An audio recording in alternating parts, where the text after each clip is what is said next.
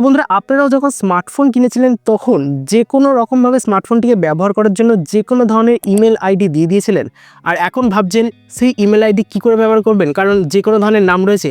তাহলে চিন্তা করবেন না, কারণ আপনাদের চিন্তা দূর করার জন্যই জিমেল এমন একটা আপডেট নিয়ে এসেছে যেটা সবার জন্য খুশির কারণ হয়ে উঠতে পারে।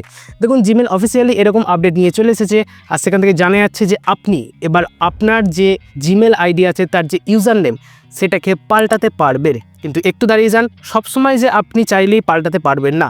এরকমটাই জানা যাচ্ছে, জিমেল অফিসিয়ালি জানিয়েছে একটি রিপোর্টের মাধ্যমে যে বছরে আপনি একবারই আপনার ইউজার নেম পাল্টাতে পারবেন, আর লাইফ টাইমভাবে অর্থাৎ কতবার পাল্টাতে পারবেন তাহলে জানা যাচ্ছে 3 বছরে 3 বার। অর্থাৎ 3 বার যদি আপনি আপনার ইউজার নেম পাল্টে ফেলেন তারপর কিন্তু আর পাল্টাতে পারবেন না। অর্থাৎ 3 বার সুযোগ রয়েছে আপনি আপনার জিমেল আইডির ইউজার নেমকে পাল্টানোর সুবিধা পাবেন। এর ফলে কী হবে, অবশ্যই সেই যে জিমেল আইডি যেগুলো পড়ে রয়েছে সেই জিমেল আইডিগুলো আপনি ব্যবহার করতে পারবেন। তাহলে এখন প্রশ্ন হলো, এত বছর পর জিমেল বা গুগল এই ধরনের সিদ্ধান্ত কেন নিল?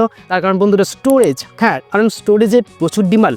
এখন অনেকেই রয়েছে বহু বছর ধরে যারা জিমেল আইডি এইভাবে ক্রিয়েট করে রেখে দিয়েছে, সেগুলো ব্যবহারও হয় না।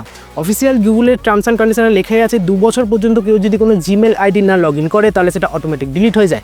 আর এখন সেই পদক্ষেপের দিকেই যাচ্ছে, অর্থাৎ যদি আপনি সেই জিমেল আইডি অ্যাক্সেস না করেন তাহলে অটোমেটিক ডিলিট হয়ে যাবে। তাই সবার আগে এটাই ভালো যে আপনি সেই জিমেল আইডির ইউজার নেম পাল্টে ফেলুন আর সেটাকে ব্যবহার করতে পারবেন।